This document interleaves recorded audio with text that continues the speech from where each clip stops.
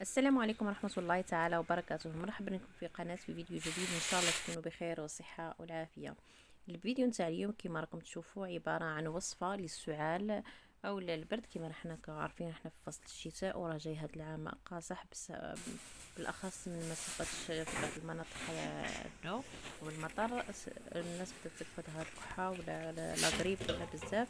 هنا غادي نقوم بالتحضير معكم واحد الوصفة جد مفيدة وبالاخص للسعال اللي لقيتها وكان مريض بالسعال كيف تشرب شويه البطيخ ما يعطيك حتى نتيجه. هاد الوصفه راهي مفيده كما قالوا دقه بطله. وهنا راكم تشوفوا عندنا غير هاد عشبه وحيده هي في الوصفه نتاعنا.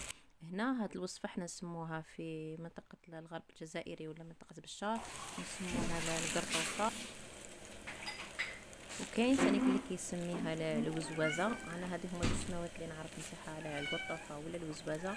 وفي المناطق المغرب ولا الدول الخليج ولا المصريين واش كيديروا لها الله اعلم. الا لقيت لهم السماوات تاعها غادي نحطها لكم في الفيديو اسفل الفيديو. غادي تلقاو سميت هاد العشبه كذا. غادي ناخذ كما راكم تشوفوا عندي الماء الزاق قياس كاس تاع الماء غالي، شوفوا راه غالي. وناخذ قياس تاعها قياس مغرفة صغيرة نغسلوها بطبيعة الحال وتصفى ونقلعوا منها ديك الشوائب ونديروها فوق داك الماء غير قياس واحد 5 دقائق غير تطبخ غير شوية، ومن بعد نطفوا عليها ونخلوها تطلق. غادي تعطينا اللون كيما هكذا. ما نخلوهاش فوق النار بزاف، قياس 5 دقائق ومن بعد نطفوا ونخلوها تطلق بداك الماء السخون تاعها وتعطينا في النتيجة هاد اللون. هذه هي الوصفه نتاعنا كما نقولوا حنا التيزانه نتاعنا.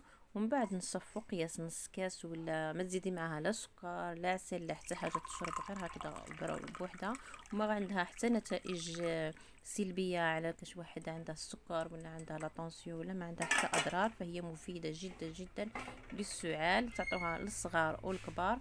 مما اللي عندهم دي بيبي هكذا ما بصح مهم ما يكثروا منهمش، يعطوا لهم قياس صغير. فهي مفيده للسعال او الكحه كما نقولوا حنايا.